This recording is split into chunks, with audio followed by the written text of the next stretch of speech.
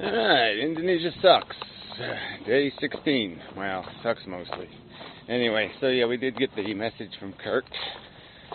Doing well of late anyway. It was strange. I mean, he said the first 60 days were not pleasant. It is strange that they have upgraded his condition pre-trial, which seems, I don't know. Anyway, there's no point in trying to read between the lines and do all that crap, so I'm not going to bother trying to do that. Perspective. Let's see, I'll take some words out of his statement. Have perspective. That's always the trick of this thing, this life thing. You can always find somebody who's worthy of concern and worry and worth fighting for, or worth fighting to prevent. You can argue in so many cases there's so much that needs fixing, so much harm that needs preventing, that there's no real negative to ever voicing words of caution, scaring people out of going out of the door. I suppose you can become a victim of that too, being too cautious and all that. But you can think about it even in terms of harassing people into becoming vegetarian, or harassing them over this Efilism thing. The anti-natalism. I mean, every life you prevent could have been your own, in a sense. It's just one more horror avoided, and that's there's no.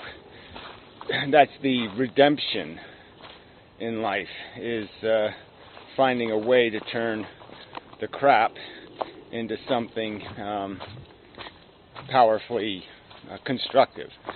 So I suppose in the biggest perspective possible, or a wider perspective, would be to say we should learn from the Holocaust, let's say, and when we speak the words never again, they should actually mean something. We should mean it when we say it. We should prevent World War III. We should do things to mitigate against the next nuclear power plant accident, for example, and the suffering that will be endured by those individuals. Every negative shouldn't be silver lininged for the sake of negating or pretending the negative wasn't a negative, but we should at minimum extract from these circumstances perspective, the perspective to know that this wasn't worth it. I mean, I certainly can extract that from my own personal experience in life, that yes, although it has some yummy bits, the overall character of it can be quite brutal. And yes, depending on your perspective, how sensitive, how vulnerable, some people would say weak you are, will decide how bad it can be. But those sensibilities, some of them, I would say, are necessary to have the splendid bits. There is no splendor in the grass if there's bugs in the grass. There's no splendor in the grass if you're next to a pig farm, or geese. There's no splendor in an unmanicured circumstance. So there's some of our sensibilities, some of our sensitivities, some of our weakness is the strength of demanding a bit of purity, demanding the fresh, clean air, the fresh. It's a selling, marketing tool, this word fresh. But freshness, cleanness, purity. These are all things that maybe we should have a an expectation or a demand. Our sensibilities should demand them. Our sensibilities, our comfort, our ability to play the game should be dependent on it being a good game. It makes sense to me. So, narrowing the perspective again back to this circumstance and what I can glean out of it. It's certainly not resolved, and the principles involved are going to linger, and we don't know what the future will be. It may be necessary to be more focused on individual circumstance, but let's just take the overview of the fact that there is this conflict between people. And again, that's, I think, been a reoccurring theme, and what I've attempted to focus on is the principle of not only the conflict and how do you resolve it, how do we do this encourage and discourage thing in the world with each other to make it possible for us to tolerate each other, not to have each other violate our fundamental sensibilities, to put goose shit in our grass, to diminish the quality and our understanding of the usefulness or purpose of our existence by mitigating against the parts that are obnoxious to our ability to find it sufferable. And certainly the idea that consciousnesses will be subjected to very harsh and brutal circumstances for preventable and foolish circumstantial reasons is worthy, of ponder, worthy of something that you have to find a resolution to. You can't just sit back and say that's the way it is. Well, you certainly can from a nihilistic perspective, but I think from a elegant, reasonable, consistent with your, without being hypocritical or duplicitous, you have to acknowledge that there are aspects of your existence that you have been just by good fortune you possess elements of it, and obviously there's elements that are just a product of bad fortune, bad luck, this roll of the dicing, and it's so easy to negate when the bad luck is happening to somebody else. But the rational perspective is to acknowledge that if it's happening to anybody, it might as well be happening to you. And it's that perspective that keeps me a bit focused and keeps me knowledgeable of the risk that still exists, that hasn't been resolved, and that I need to resolve before I can take a comfortable breath. Just realizing that I know how I got here. I know the nature of it, the nature of the experience of arrival, as I personally experienced it. And I had many benefits in my arrival, my point of arrival. I was very lucky in terms of the place I landed, in many respects anyway, in basic attribute respects. I was not born disabled or many other negative things. I was born in a prosperous country to civilized parents and all of that.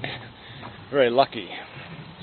And I can't look at the rest of the world in revulsion at the living circumstances and what goes on in their minds in terms of what could be called a philosophy that is so brutal and stupid and ignorant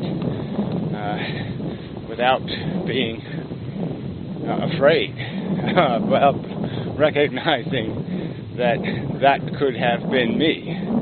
So again, we're back to the mechanism that makes somebody else's experience my experience is the fact that I can imagine that it could have been me.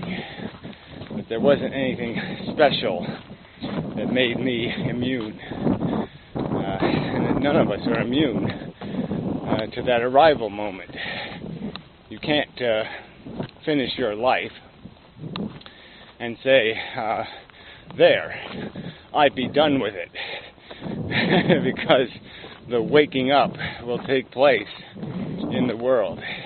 They're going to keep waking up, and each thing that wakes up will be as real and as alive and as selfing as you are. There's no practical distinction, and I can understand and appreciate that if I leave consciousness vulnerable, then I've left myself vulnerable.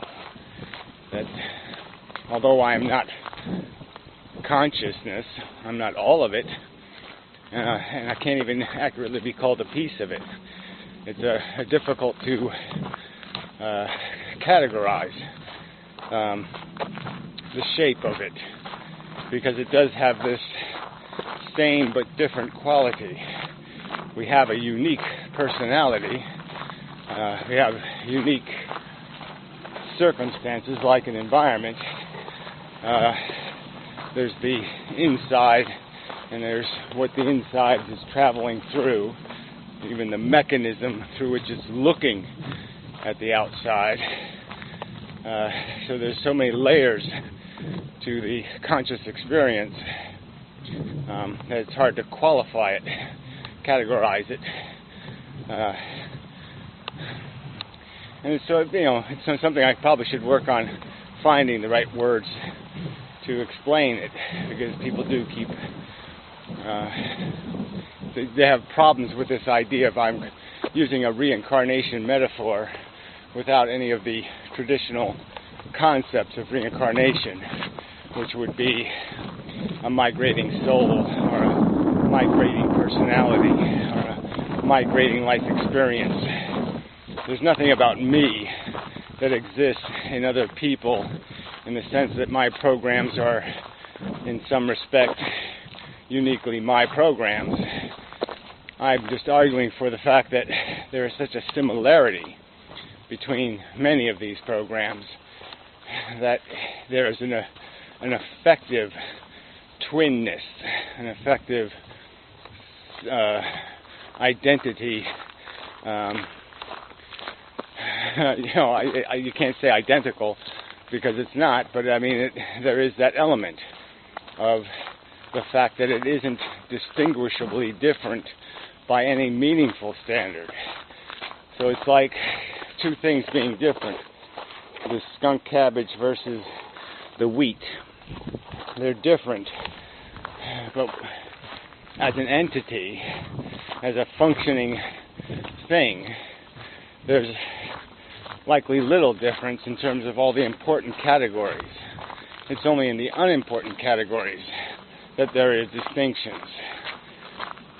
So I guess that would be my argument, is that we can't, if we're watching something happening to somebody else, to me, it's no different than imagining it happening to myself. And certainly imagining isn't as bad as happening, but I'm just saying it gives me a taste for the vulnerability and gives me cause to be reactionary, as if it was me. There's every rational incentive to recognize that if I would not accept the circumstance in what I call my life, why should I accept it as a circumstance in what is called someone else's life? Especially in the context, perspective of knowledge, it's almost certain knowledge, yes, pretty undeniably certain knowledge, that the other person has merely been denied the elegance of understanding. If they too, it's their ignorance that enables them to be me but drunk, be me but stupid, be me but some other description of wrong. And the wrong is just a byproduct of the fact that they haven't, they lack knowledge, they lack understanding, they remain ignorant. And ignorance is it's the game. It's the thing we're fighting, is ignorant notions, and ignorance of the value of the sentient experience, that you can't win. If you're a slave owner and you own slaves, you're losing by definition. You're causing harm that's as substantial as the harm that happens to you. There's no way you can win in such a circumstance. And it should be conveyed to people through some mechanism of communication that somehow needs to be more effective than this, that they need to appreciate that they can't win by persecuting others, that they have to make every effort to oblige people to conform to the standards of conduct and behavior within reasonable boundaries, that anytime you waste a whipping, you've committed a crime, and anytime you used a whip instead of a carrot, you've wasted an opportunity. And it's really important. Hey, pup.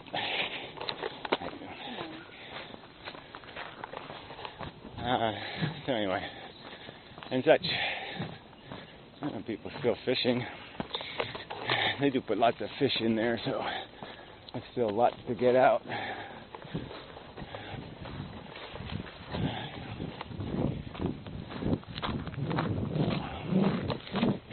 Yeah, free food and such.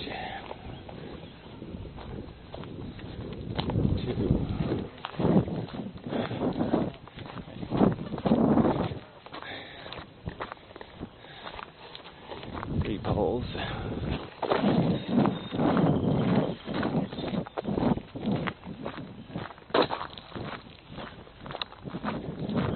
Oh, look up redneck though. Anyway, and such. I know where the fish are. See if anybody else knows where they are. See if they're figured it out. They're in the wrong place. We'll go show you where they really are. I bet you. Gooses to shit in the splendid grass. Yes, you are. Shit monster. Shit monster. Yes. Yes, you are. Shit monster. Probably invented in Indonesia. Alright, sorry. Anyway, yeah, so this is a reasonable video, I think. It's actually recording? Yeah, okay, good. Yeah.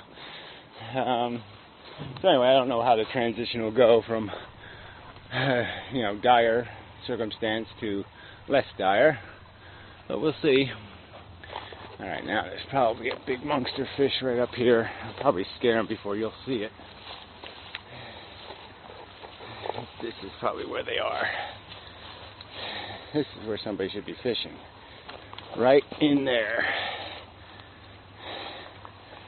Probably horrendously huge fish. Well, there's a bunch of theirs. A bunch of theirs. A bunch of their fish. Little ones. Alright. Anyway, this is the spot anyway. Sometimes right at the mouth of it is a good one. Alright, I don't see any big ones. But I'm sure they're here. Right there, just hiding underneath that shit there. I bet you if I threw something in the water, big fish would move. That's what I should do, just throw something in the water. Good idea. Oh.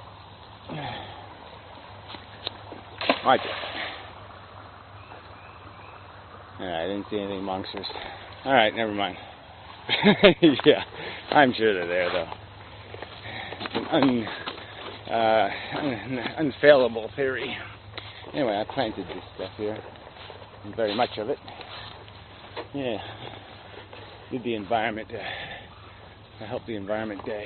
Look at that monster tree. Whew. Crushed by the hurricane. It's a big tree. Anyway,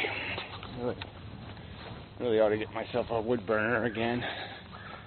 So much wood available now. Anyway, I think we're sufficient for this video. To work I go, and such. Until next time. Good enough. Thank you.